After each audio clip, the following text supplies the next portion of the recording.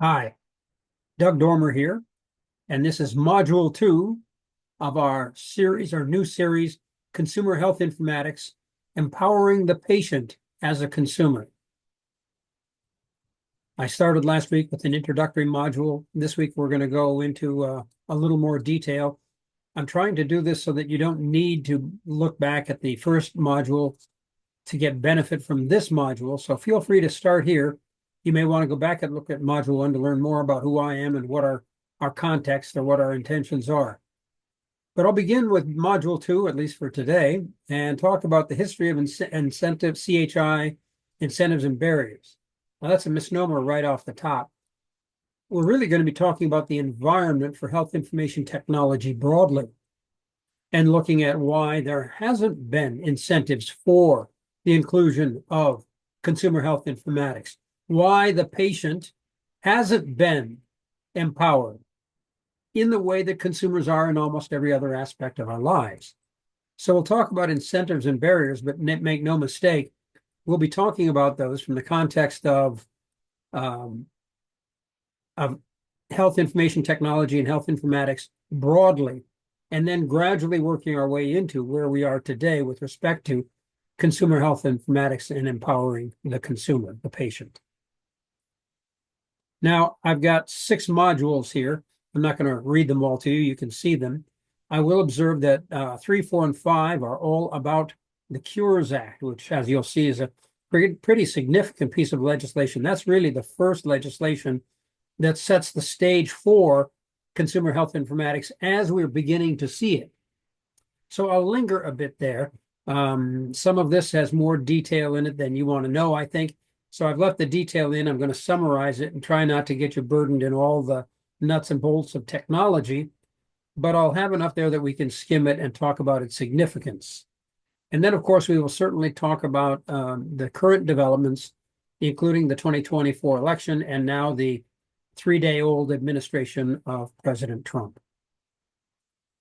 So, in the news, this is kind of the idea that I always like to begin each module with what's going on in the world. And here I've got 3 items. There's really now already a 4th item that happened, I don't know, late yesterday or today. Today is Thursday, January, I don't know what day it is today. What is it? The 23rd, January 23rd. So we'll talk about these 3 items, certainly, that Trump signed an executive order removing the U.S. from the World Health Organization, also ordered the dismantling of all diversity, equity, inclusion, and accessibility programs, and also removed the United States from the Paris Climate Agreement. The 4th item, which I add in lesson 9 later on in this series, but didn't include on this slide, is the Trump administration has instructed the Department of Health and Human Services, including the CDC and the NIH, the entire spread, has prohibited them from releasing any reports, information, or changing their website in any way, except to facilitate these top 3 items, and particularly the removal of references to diversity, equity, and inclusion. We'll talk about those later on, but that's some pretty significant stuff that's in the news.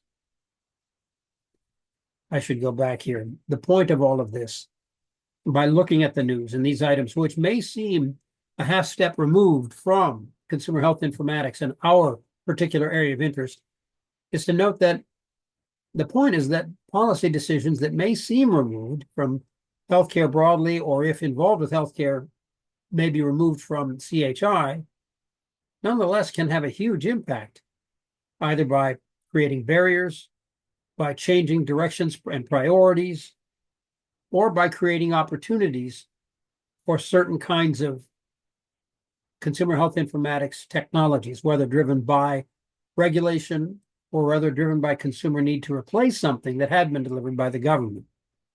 Now, all those notions we'll explore much later on in subsequent modules when we look at each of those areas.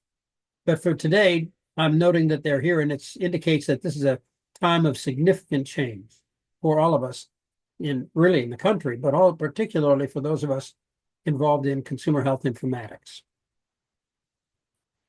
Also, last week, I mentioned in the first module that I want to set up a Slack channel And those who contact me can join us on the Slack channel to engage in kind of an ongoing discussion of interesting things.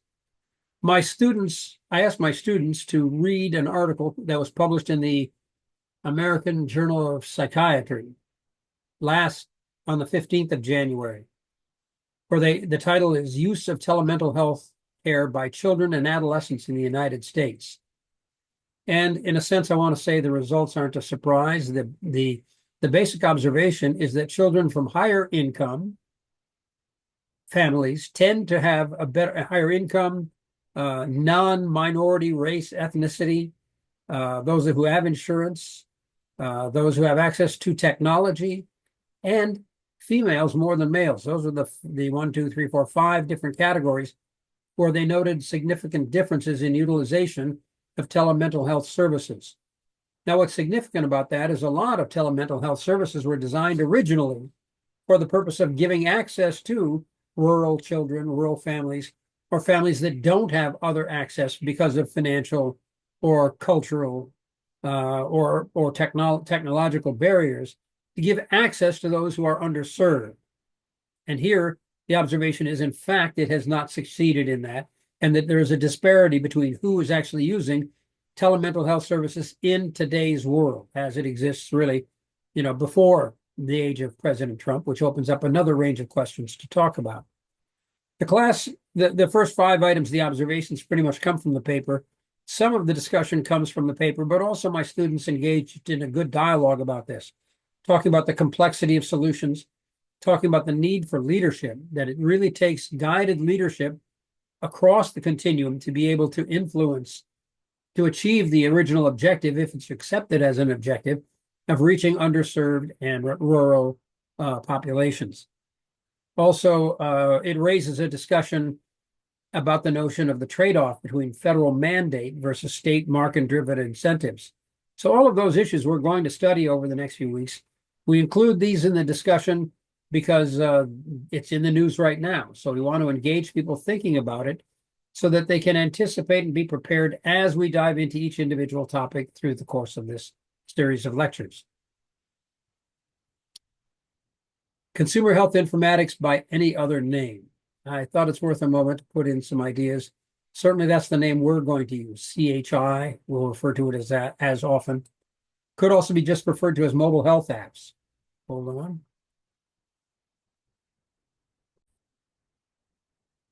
Could also be personal health records, a form of consumer health informatics. Could also be e-health sometimes, although that can be a broader term that might refer to non-patient focused forms of electronic health. Digital health, same comment, a more encompassing term, but we tend to think of it, or often it's used to refer to consumer access health. Digital therapeutics, now that's clearly got to be within the bucket of consumer health informatics. It's essentially, as the next one I think says, software as a medical device. In other words, developing applications that actually deliver therapeutic value, as opposed to reporting information and allowing someone else to use that information.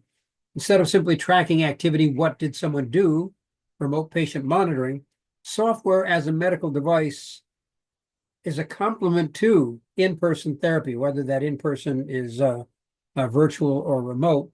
It is a standalone, asynchronous, not at the same time as the meeting with the clinician, use of technology. Now, we'll break this down into specific functional types next week, but it gives you a good idea of how broadly we're talking when we think about consumer health informatics. Oh, yes, probably a dozen other names. I can't forget that. Now, in the first module, I presented this little graph to kind of show where I think we are talking about it, and I want to call it to your mind as we move into this, but I don't want to drill all into the detail. Sufficient to say, in this 4-quadrant model, we're looking at on the y-axis, therapeutic kinds of functions and activities versus administrative, and on the x-axis, we're looking at behavioral kinds of things versus non-behavioral. And behavioral doesn't mean behavioral health. It means behavioral medicine in terms of the things that you do or information about you as opposed to the non-behavioral things where essentially you are being acted upon by the healthcare system.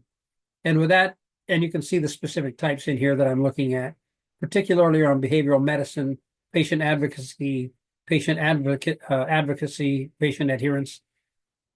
I think that's the sweet spot where generally consumer health informatics overlaps each of those domains, but primarily focused on the behavior. How do we behave with respect to our health? Another way of looking at it, again, that I talked about last week, but I want to have fresh in your minds, is that we might think of consumer health informatics as being an extension of or a part of an electronic health record, in which case it's being offered, permissions are granted for the patient to have a role in the EHR with some unique functions. Alternatively, we might have what we call a freely spinning wheel. So, for example, I'm wearing my Oura ring, which provides really cool information about how I sleep, how much activity I had, how am I doing, how much stress I feel. If I go for a run, I can even with my iPhone set it so that I can see my heart rate throughout and I can see a map of my running. It's got a lot of cool features in it, and but it's not linked to my EHR. It's not something my doctors will by default say, hey, let me see your results from your Oura ring. Or they'll say, well, I can, as they look at my record on their systems, well, I can see from your Oura ring, this is what you've been doing. I told you you needed to run more. I can see you've been doing it. Nah, that's not happening today. Which is why the next opportunity is kind of an integrated version of this, or perhaps integrated through the EHR. And I see that the typo corrected me here. It should be EHR, whether it's connected, this freely spinning wheel, the app might be connected to an HIE, to an EHR, or it might be connected directly to an EHR. I confess we will, I don't confess, we will cover all forms of consumer health informatics.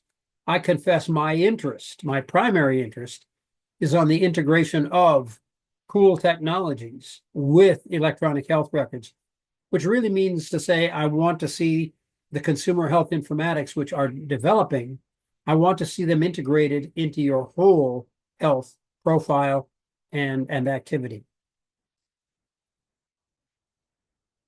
I thought it would be helpful, again, setting the stage, to list a bunch of the barriers that I hear, having been involved in this for now related work 20 years. People say, well, there's a lack of standards. We have security and privacy concerns. And I certainly see physicians say, well, I have real concern about the confidence in the information. I mean, it comes from the patient. How can I trust it? Boy, doesn't that speak volumes. Competitive silos. Well, that's not something we would use. Someone else might use it. Stigma. You're using an application. How can you trust an application? This is your health. Technology without goals. All of this stuff is baloney in my mind. These are all artificial reasons. Now, I hope this hasn't taken off and gone into its own speed here. I may have to go out, stop and pause and make sure that it's not going on its own. I didn't click it to get to this slide, but let's assume that I bumped it and did something and hope it doesn't go too far ahead. If it does, I'll pause. The real barriers, the biggest barriers, broken funding and incentives for consumer health informatics. So whether it's federal or government initiative related or private payer related consumer health insurance under whatever guise, it's the broken funding and incentives that are one of the biggest barriers. That is a real barrier. There's an absence of competition, though there are some really cool technologies out there, but the landscape isn't such that people are saying, let me come to my practice, come to my hospital, because I have the coolest consumer health informatics applications that will improve your health, lower your costs, et cetera. So things I'm looking for relate to creating an environment where there's increased competition based on the value and the cost, the value in health outcomes and in cost outcomes. There is resistance to change. I've seen a number of examples, and I'll drill into that when we go further into detail in particular types. But the simple fact is that the healthcare industry is reluctant to make changes in many ways unless there's a compelling case. And even then, change is really hard in healthcare. So and we'll talk more about that. It's an important subject. Uncertainty. Well, uncertainty of all sorts. Uncertainty, will it be paid for? Uncertainty, will the next administration after 4 years, in this case, starting 4 years today, will this support what I invested in last year? Can I afford to invest in it this year, knowing that I've only got 4 years? Or conversely, how can I invest in it now when I know it's at least 4 years till it may have a different administration that might value it differently? Or if the federal government isn't going to support this, perhaps my payers will see the financial merit and the benefit in health outcomes, and they will see it as a competitive advantage. And therefore, they will address the funding and incentives to see how that fits together. And of course, conflicting regulations, which I think you'll see by the end of this series of lectures. There is right now, some clarity, but that clarity, how will it be in 3 months, in 1 month, next week? It's all in a state of flux. So while we might be at a stable place now, we have no idea how long that will remain.